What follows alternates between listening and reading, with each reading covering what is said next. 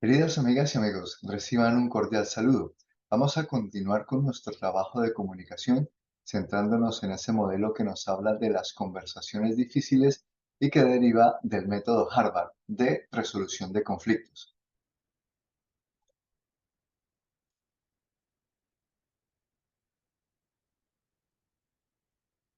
Bien, decíamos que a este curso que les estamos proponiendo le hemos llamado el arte de comunicarse y que habla principalmente de cómo enfrentarse a esas conversaciones difíciles, a esos conflictos que tenemos con otras personas, especialmente aquellas personas que son importantes para nosotros. Lo que nosotros estamos intentando proponerles es que reciban, que aprendan algunas herramientas que faciliten la resolución de esas conversaciones difíciles. Nos apoyamos, como decíamos, en el método Harvard para la gestión de conflictos. Ese método nos habla de tres aspectos muy importantes a tener en cuenta y que ocurren cuando nos enfrentamos a esos conflictos. Y es que normalmente buscamos quién tiene la razón. Tratamos de establecer y normalmente decimos que somos nosotros quienes tenemos la razón. También nos centramos en intentar averiguar cuáles son las intenciones de la otra persona o de la otra parte y también tratamos de establecer culpables. Buscamos culpables cuando nos enfrentamos a esas situaciones difíciles o de conflicto. Vamos a esta parte 3. Este es el tercer vídeo que hacemos sobre este tema y esta metodología. Vamos a centrarnos en que cuando nos enfrentamos a esas situaciones de conflicto o situaciones difíciles, buscamos culpables. ¿Por qué hacemos esto? Decíamos también en una sesión anterior, ¿por qué buscamos culpables? Normalmente decíamos que culpar al otro de tener malas intenciones lo que hace es intentar buscar que esa persona o que esa otra parte deje de hacernos daño, deje de lastimarnos. Esto ocurre principalmente porque emergen de nosotros una serie de sentimientos cuando nos enfrentamos a esas situaciones de conflicto y esos sentimientos suelen ser rabia, miedo y tristeza. Lo que queremos es protegernos. Cuando experimentamos esta serie de sentimientos que son desagradables, queremos dejar de tener esos sentimientos y por eso culpamos a la otra parte o a la otra persona para que esa persona deje de promover o de causar en nosotros esos sentimientos. Es una forma de decirle, no me hagas tener estos sentimientos desagradables de rabia, miedo y tristeza. También un aspecto que nos propone el método Harvard y que normalmente no tenemos en cuenta es que cada una de las partes está intentando resolver el problema a su manera. Si no tenemos esto en cuenta, es posible que el conflicto se enquiste y no podamos resolverlo. No tenemos en cuenta normalmente que la manera de resolver el problema de la otra persona es diferente a la manera en que nosotros proponemos resolver el problema. Y lo que hacemos entonces es entrar en un círculo vicioso que se plantea en dos extremos o dos polos opuestos, que son quién tiene la culpa y quién tiene la razón. Normalmente planteamos tú tienes la culpa y yo tengo la razón, pero la otra parte está proponiendo lo mismo, que es yo tengo la razón y tú tienes la culpa. En ese sentido, nos enquistamos en la situación conflictiva y es difícil encontrar una solución. El método Harvard lo que nos plantea para salir de ese círculo vicioso es que nos enfoquemos en qué aporta cada parte de este conflicto a la situación conflictiva. Nos plantea dos preguntas fundamentales. ¿Qué ha hecho o ha dejado de hacer cada uno de nosotros para llegar a esta situación? ¿Y qué puede hacer cada uno de nosotros para intentar salir de esta situación o para intentar resolverla? Normalmente, la primera parte es todavía más conflictiva porque nos pone ante la tesitura de que nosotros estamos haciendo algo para que el conflicto se cree o permanezca. Y normalmente nosotros no queremos admitir que estamos siendo parte activa del conflicto. Nosotros consideramos que la parte activa del conflicto es la otra parte y que, claro, es la otra parte quien tiene que resolver el conflicto o hacer algo para que el conflicto desaparezca o dejar de hacer lo que está haciendo para que el conflicto se resuelva. Si nosotros entramos en esta dinámica de preguntarnos, ¿es posible que yo esté haciendo algo para que este conflicto haya emergido o para que este conflicto se esté manteniendo, dure, se enquiste en el tiempo? Y si además me planteo yo la segunda parte, que es, ¿puedo hacer algo yo para mejorar esta situación, para resolver el conflicto, para salir de este enquistamiento? Entonces es más probable que este enfoque de la contribución funcione. Implícitamente, este enfoque de la contribución nos está hablando de la cooperación en dos partes. La cooperación para que el conflicto esté. Estamos cooperando para que ese conflicto no se resuelva, pero existe también la posibilidad de que cooperemos para que el conflicto desaparezca o se resuelva. Aunque la cooperación se antoje un poco complicada, lo que ocurre es que cuando hay mal ánimo entre las partes, es poco probable que cooperemos. Hemos de tener en cuenta que en las situaciones de conflicto normalmente se genera un mal ambiente y esto es eh, difícil de abordar si lo enfocamos desde un modelo de cooperación. Pero si tratamos de ver un poco más allá y nos planteamos que la cooperación es una herramienta muy útil para que podamos salir de los conflictos, tal vez superemos o tratemos de ir más allá de nuestro mal ánimo para intentar entrar en esa dinámica de cooperación. Ante la pregunta entonces de cómo estoy contribuyendo yo o cómo he contribuido yo a que este problema aparezca, pues podemos plantearnos algunos ejemplos. ¿Cómo hemos llegado hasta aquí? Pues bueno, posiblemente porque yo me haya callado mi opinión, porque me haya callado mis sentimientos, porque no haya propuesto alternativas, porque yo haya esquivado la situación o a la persona con la que tengo el conflicto, porque al mostrar mis sentimientos no explique cuáles son las razones de esos sentimientos, porque a lo mejor en lugar de hablar claramente lance indirectas, porque a veces intento resolver el problema yo solo sin tener en cuenta a la otra parte o a la otra persona, porque a veces intento imponer mi punto de vista, etcétera. Estas son algunas de las razones o son algunos de los ejemplos de cómo nosotros a veces contribuimos a que se cree o se mantenga el problema.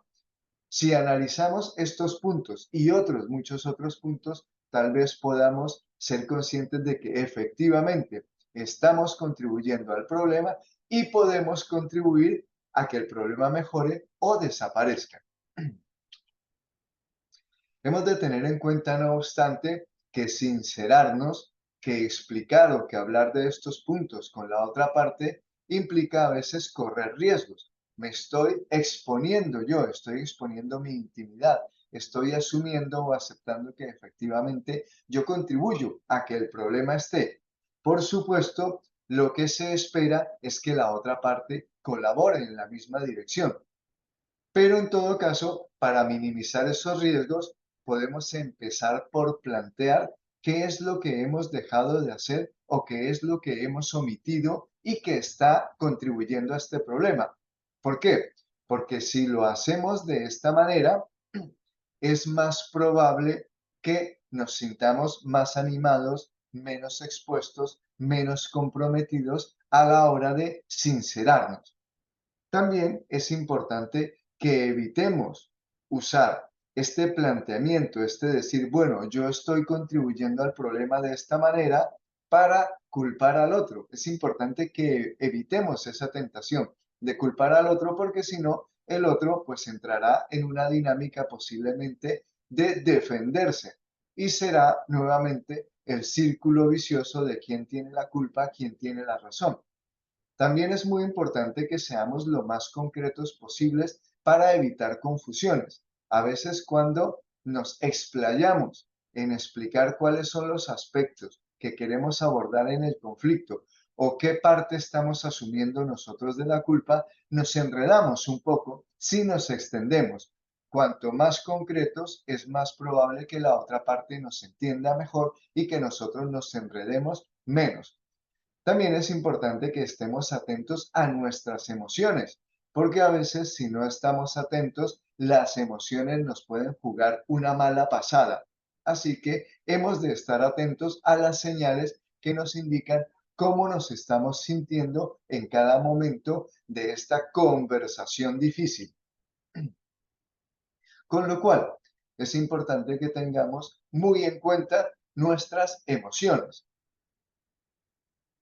Si nos hemos preparado adecuadamente para tener una conversación difícil, es posible que ya estemos anticipando que hemos de tener el control de las emociones o ellas nos van a controlar a nosotros. Recuerden, en las conversaciones difíciles sentimos emociones muy intensas como rabia, miedo o tristeza y a veces nos superan a la hora de intentar abordar estos conflictos. Para tomar ese control de las emociones nos ayuda mucho que nos preguntemos constantemente, ¿qué estoy sintiendo? Y si eso que estoy sintiendo es agradable o desagradable. Porque si es desagradable, puedo caer en la tentación de atacar al otro, victimizarme, huir de la conversación, etcétera. Si yo me doy cuenta de que la situación es agradable o desagradable, es más fácil que haga pausas para intentar mantener el control de estas situaciones, que es una propuesta que nos plantea el método Harvard y que nos ayuda a, por ejemplo, tranquilizarnos, que nos ayuda a pensar mejor qué es lo que vamos a decir, que nos ayuda a observar a la otra persona y a tratar de anticipar qué es o cuál es el camino que nosotros queremos emprender en esta conversación difícil. Así que para evitar que las emociones nos desborden, es importante ir haciendo pausas. Y también observar el lenguaje no verbal del otro, qué gestos hace, cuáles son sus expresiones verbales como arquear las cejas, mirar muy fijamente, fruncir el entrecejo, etcétera, y que nos indican, pues a lo mejor, cuál es el tono emocional de la otra persona y cómo le está sentando lo que nosotros le estamos planteando. También en esto de tener en cuenta muy significativamente qué es lo que estoy sintiendo, pues hemos de preguntarnos cómo me está afectando eso que yo estoy sintiendo en este momento y que a lo mejor es desagradable. Porque si es desagradable, muy posiblemente yo voy a notar que el corazón palpita con mucha más velocidad, que a lo mejor tengo un nudo en la garganta, que mis músculos se tensan, que a lo mejor subo el volumen de la voz, que a lo mejor mi cara se ruboriza, me pongo rojo o que empiezo a sudar, que mis pensamientos van mucho más rápido, que las palabras se amontonan en mi boca o en mi garganta o en mi mente, etcétera. He de tener todo esto en cuenta para intentar hacer pausas y retomar el control de la situación, de mis emociones, de mis pensamientos, de mis conductas, para que el abordaje de esta situación vaya por donde yo quiero. ¿Cómo puedo sacarle provecho a las emociones? Aunque lo que yo esté sintiendo sea desagradable, eso es información, porque me está diciendo o me está hablando de la dificultad que implica a lo mejor para mí retomar esta conversación, hablar sobre este tema, mm, abordar una situación que es difícil para mí o problemática. Entonces, ¿cómo le saco provecho a las emociones? Recordemos lo que dijimos en un video anterior. Nuestra aspiración y posiblemente también la aspiración de la persona, de la otra persona es que nos cuidemos, que nos tratemos con respeto, con cariño, si es el caso. Sobre todo, que no nos hagamos daño cuando intentemos hablar de una situación que para nosotros es difícil. Con lo cual, si nosotros notamos que nuestras manifestaciones emocionales, que nuestros pensamientos o nuestra conducta van en la dirección de atacar al otro y si no tomamos el control de eso, pues posiblemente el mensaje que nosotros estemos transmitiendo es de no cuidar a la otra persona y entonces posiblemente la otra persona tampoco quiera cuidarnos. Si lo que queremos es que la otra persona nos cuide, hemos de cuidar a la otra persona, hemos de tratar de mostrarle que respeto, que valoro lo que esa persona piense, siente, aunque no vaya en la misma dirección de lo que yo pienso y siento, y de esta manera es posible que la conversación se encamine mejor. También en esto hemos de tener en cuenta que cuando las emociones son desagradables, nos pueden superar. Hay mayor riesgo, mayor peligro de que las emociones nos superen. Y entonces a lo mejor miramos al otro de manera amenazante, como decíamos anteriormente, subimos el volumen de la voz, apretamos los puños, damos golpes sobre la mesa, interrumpimos al otro, etcétera. Si yo logro identificar estas señales o en mí o en la otra persona, a lo mejor es conveniente que yo plantee hacer una pausa para volver a reconducir la conversación, cómo estamos abordando el conflicto, qué es lo que estamos haciendo, porque si no podemos terminar empeorando la situación.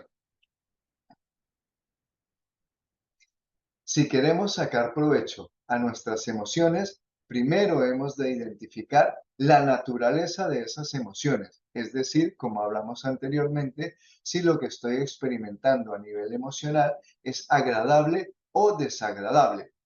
De esa manera me puedo disponer mejor para hacer un abordaje más coherente de la situación. También, cuán intenso es lo que yo estoy sintiendo, sobre todo si corro el riesgo de que la intensidad de las emociones me desborden, porque entonces es fundamental hacer esa pausa de la que estamos hablando. También que me pregunte cuál es la respuesta que yo quiero dar ante esa intensidad o ante esa naturaleza de las emociones posiblemente desagradable. ¿Qué es lo que yo quiero hacer? ¿Qué es lo que quiero transmitir al otro?